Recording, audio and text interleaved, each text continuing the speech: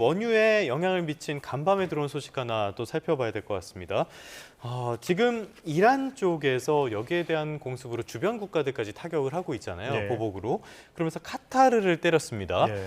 일단은 먼저 왜 이스라엘에게 맞고 나서 카타르를 때리는 겁니까? 카타르는 상당히 좀 억울한 부분이 있을 네. 것 같습니다.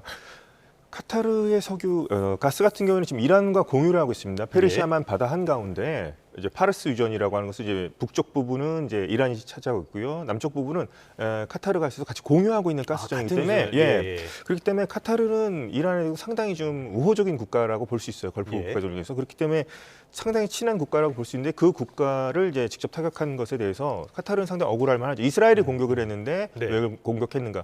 그래서 어떤 점을 들 수 있냐면 만약에 눈에는 눈, 이에는 이였다면 이스라엘도 해상에 가스전이 있습니다. 타마르랑 레비아탄이라는 네. 가스전, 해상 가스전이 있다면 이란도 거기를 만약에 자신들이 자랑하는 초음속 탄도미사일로 공격하는 게 원래는 맞겠죠. 눈에는 눈인데 카타르를 공격했습니다. 그래서 네. 카타르가 상당히 좀 억울할 법도 하고요. 근데 카타르 같은 경우는 미국과 트럼프 대통령이 행정명령으로 카타르를 안보 보장하기로 작년에 발표한 적이 있습니다. 그렇기 때문에 미국도 이제 카타르를 공격하면 이란을 우리가 가만두지 않겠다 이렇게까지 얘기를 한 거죠. 그래서 카타르가 공격받음으로써 우리나라의 LNG 공급에 차질이 있을 수도 있을 것 같습니다. 왜냐하면 불가항력이라는 표현을 썼습니다. 카타르 그렇죠. 정부. 카타르 에너지 쪽에서 그 얘기가 나왔어요. 그 얘기가 나왔습니다. 그렇다면 예. 우리나라는 카타르와 2021년대 2025년부터 20년간 이제 LNG를 이제 공급받기로 했는데요.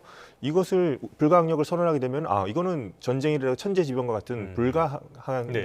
상황이기 때문에 우리가 계약을 이행하지 못할 수도 있다. 그리고 그 책임은 우리가 아니라는 얘기가 네네. 될 수도 있겠죠. 그렇게 될 경우에는 만약에 불가항력 정말 선언하게 된다면 카타르로부터 수입하지 못하는 LNG만큼 다른 국가에서 우리가 이제 LNG를 들여와야 되는 부담을 갖겠고 그 가격은 더 비싼 가격으로 들어오게 되겠죠. 예. 그런 점에서 상당히 지금 이게 에너지 인프라 전쟁으로 확산되는 방향은 상당히 우려스럽습니다. 우리나라뿐만 아니라 전 세계 경제에도 예. 안 좋은 영향을 준다고 볼 수 있겠습니다. 뭐 우리나라만 기름을 수입해서 쓰는 거 아니니까요. 말씀하신 것처럼 카타르로부터 LNG 수입이 어떻게 될지 불확실성이 또 하나 생긴 것 같은데요. 그럼에도 불구하고 간밤에 WTI 유가, 국제 유가, 브렌트유도 그렇고요. 좀 하락을 했습니다. 이건 또 어떻게 된 겁니까? 이제 그 미국 정치인들의 말에 따라서 네. 이제 뭐 유가라든가 주식시장이 이제 왔다 갔다 거리는데 조금은 트럼프가 좀 물러서는 그런 모습도 좀 보이고 있는 예. 것 같고요. 그리고 지금 WTI와 브렌트와 듀바이유를 보면 듀바이유가 한 배럴당 130, 브렌트유는 한 배럴당 100달러, 네. 그리고 WTI는 95달러 뭐 이 정도거든요.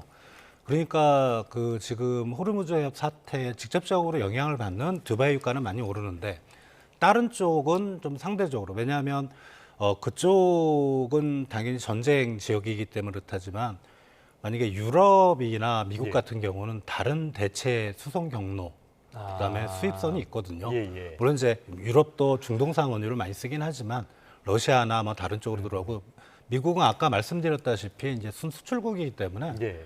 배럴당 100달러는 진짜 애지간하면 안 넘습니다. 그래서 어떻게 보면 우리나라나 일본 같이 이게 호르무즈 해협을 통해서 중동산 원유의 수입 비중이 높은 국가들이 상당히 더 배럴당 130달러와 그다음에 네. 배럴당 100달러, 95달러는 엄청난 그러네요. 차이거든요. 예. 그래서 상당한 좀 어려움을 겪고 있습니다.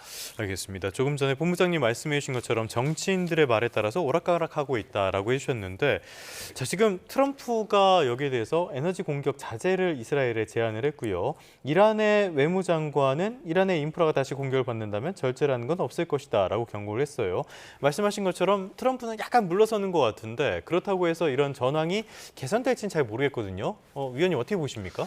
트럼프 대통령은 이제 유가라든가 지금 이제 가스까지 해서 이 예. 가격에 엄청나게 이제 민감한 거죠. 이것은 미국의 어떤 소비자들에게도 직접적인 영향을 줄 것이고, 그렇게 된다면 본인에게도 안 좋게 돌아갈 겁니다. 그래서 계속해서 이스라엘이 뭐 에너지 관련 시설, 뭐 예. 유류 저장고라든가 가스 시설, 뭐 정유 시설 같은 걸 공격하는 것만큼은 제발 좀 하지 말아달라고 선을 걷는데, 이스라엘 같은 경우는 약간 그것보다 훨씬 더 강경한 자세로 더 세게 네. 나가는 점이죠. 그래서 두 정상 간에도 약간 이견이 있는 것 아닌가라고 이제 충분히 추측할 수 있겠고요. 비단 이번 사건뿐만 아니라 뭐 이스라엘이 미국의 어떤 용인 없이, 이번에도 이제 미국은 선을 긋고 있죠. 우리는 몰랐다는 식으로 하는데, 미국과 이스라엘 간에도 작년에 이스라엘이 카타르 도하를 공습한 적이 있었습니다. 예. 그런 것을 봤을 때는 이스라엘이 단독적으로 이렇게 행동하는 경우도 있거든요. 이제 그렇게 되고 난 다음에 이제 트럼프 대통령이 어느 정도 중동 국가를 달래면서 이제 수습하는 국면인데요. 그래서 트럼프 대통령은 현재 에너지 가격의 급등을 네. 대해서 가장 우려하고 있고 이스라엘은 그것에 거의 약간 좀 개의치 않는 모습을 보이고 있다. 그런 점이 아마 지금 두 정상과의 차이라고 볼 수 있겠습니다. 알겠습니다.